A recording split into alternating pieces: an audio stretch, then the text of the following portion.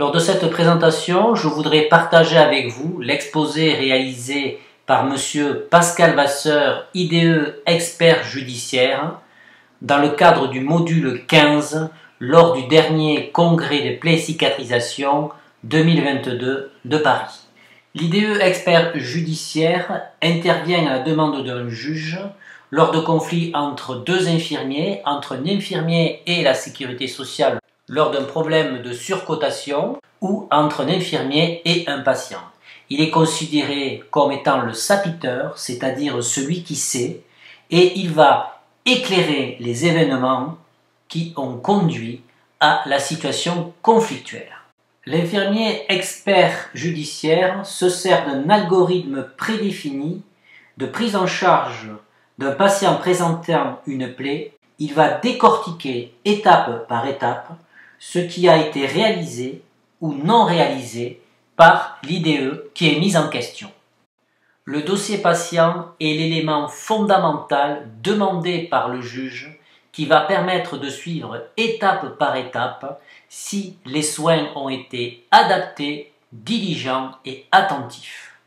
Le dossier patient permet d'avoir la traçabilité de vos prises de décision lors de la prise en charge d'un patient, d'où l'importance d'écrire l'historique des actes et des décisions que vous avez prises, l'historique des actes et des décisions que le patient n'a pas voulu suivre et de prendre des photos dans le respect du secret médical et avec le consentement éclairé du patient.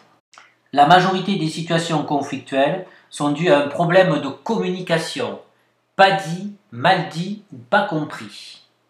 L'infirmier expert judiciaire se réfère au code de déontologie afin de savoir si l'infirmier a bien rempli son obligation d'informer le patient. Afin de savoir si l'infirmier avait le droit d'effectuer l'acte qui est à l'origine du conflit avec son patient, l'infirmier expert judiciaire se réfère au code de santé publique.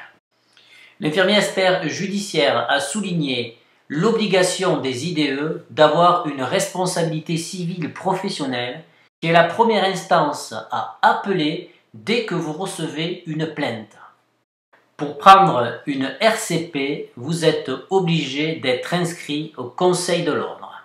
Si vous avez un doute sur un acte ou une prescription réalisée par le médecin, vous avez le devoir de vous informer et d'appeler le médecin responsable et vous avez le droit de refuser de faire l'acte si ce doute persiste.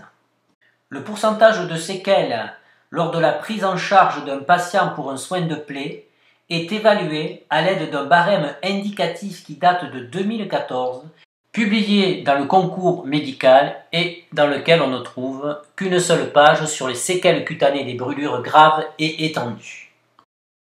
J'espère que cette CPECP un peu particulière vous aura éclairé sur certains points juridiques de l'exercice de votre profession. Merci de votre fidélité et à très bientôt pour de nouvelles aventures en plaie et cicatrisation.